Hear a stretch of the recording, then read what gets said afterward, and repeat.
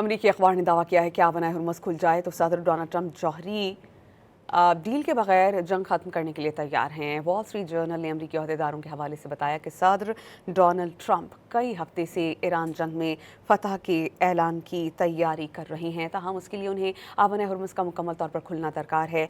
अमरीकी अहदेदारों के हवाले से दावा किया गया है कि ट्रंप अपने करीबी साथियों से इस ख्याल का बारहा इजहार भी कर चुके हैं कि वो जौहरी डील के बगैर जंग ख़त्म करने के लिए तैयार हैं। अखबार के मुताबिक ईरान की जानिब से अहम इक़दाम उठाए गए हैं और नए मुतालबात जो किए गए हैं उन्होंने सदर डोनाल्ड ट्रंप के लिए यह हदफ हासिल करना मजीद भी मुश्किल बना दिया है। ईरान ने आबनाए हुर्मुज़ खोलने के लिए अरबों अमरीकी डॉलर्स, खित्ते से अमरीकी फ़ौज का इनखला, बहरी नाकाबंदी ख़त्म करने समेत दीगर मुतालबात सामने रखे थे।